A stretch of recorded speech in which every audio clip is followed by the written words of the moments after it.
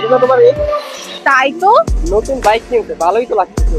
আচ্ছা তুমি একটু দাঁড়াও, আমি একটু কথা বলে আসি। আরে তুমি আবার আরে দাঁড়াও তো, তুমি কোথায় আরে দাঁড়াও একটু কথা বলে আসি। এই বুলবুল কেমন আছো? এই তো ভালো, তুমি কেমন আছো? তুমি নতুন বাইক কিনছো?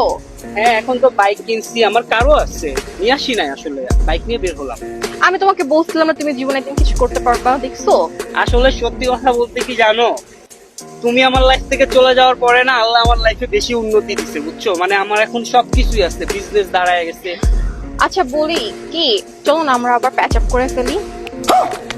মানে আমরা দুজন আবার রিলেশন করবো? হ্যাঁ আল্লাহ কি বলো, ওই যে তোমার বয়ফ্রেন্ড না ওইটা?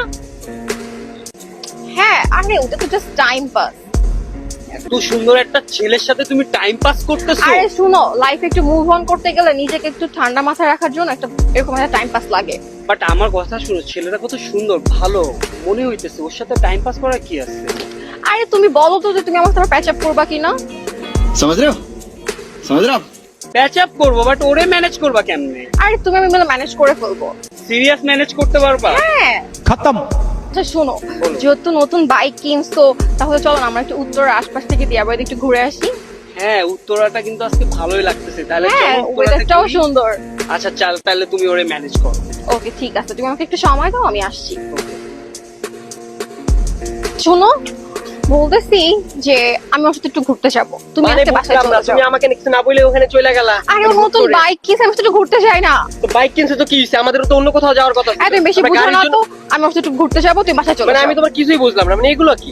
এই বুঝো না তো, টাটা, যাও বাসায় চলে যাও। ছি ছি ছি আচ্ছা চলো ম্যানেজ হইছে? হ্যাঁ হ্যাঁ হ্যাঁ চলো আচ্ছা, চলো। ঠিক আছে তাহলে। আরে কই যাও, মানে বুঝলাম না। আরে তুমি যাও তো, আমি ওর সাথে একটু বুঝাই ঘুরতে দিয়া যাও। তোমাকে না বললাম যে আমি একটু ঘুরে আসতে, তুমি মানে আমাকে বাসায় যাও। বললেই হইলো। তুমি বাসায় যাও তো। আচ্ছা আমি বলি, হ্যাঁ ক্লিয়ার করি, তোমার গার্লফ্রেন্ডের সাথে আমার প্যাচ আপ হয়ে গেছে, ঠিক আছে? Exactly. হইছে মানে বাইক বুঝলাম না, আপনি জানেন না আমি আরে শোনো, তোমার সাথে আমার যায় না, বুঝছো? তো এখন আমার এক্স বয়ফ্রেন্ড, ও, এখন আচ্ছা। গাড়ি হইছে, সবকিছু হইছে, তো তোমার সাথে আমার এখনো যায় না, তোমার সাথে ব্রেকআপ। women. এখন আমার সাথে যায় না, তাহলে এতদিন কিভাবে গেল? হ্যাঁ হ্যাঁ, তোমার সাথে আমার যায় না। ভাই, আমার গার্লফ্রেন্ড অনেক টাকা পছন্দ করে, আমার এখন অনেক টাকা হইছে, এই জন্য আমার সাথে এখন যায়, আপনি চলে যান, ঠিক আছে? কথা কি ক্লিয়ার না ভেজাল আছে ও আচ্ছা, তাহলে এই কাহিনী। তাহলে বন্ধু তুমি আসল কাহিনীটা কি বইলা দাও। আসল কাহিনী? আসলে বলতে গেলে কি জানো, ও আমার বেস্ট ফ্রেন্ড, ঠিক আছে? আর তুমি যে বাইকের প্রেমে পড়ছো না, এই বাইকটাও আমার এই বেস্ট ফ্রেন্ডের। মানে ঘটনাটা এমন ভাবে তার মানে সাজানো তোমরা ছিল। দুইজন মিলে আমাকে ঠকাইছো?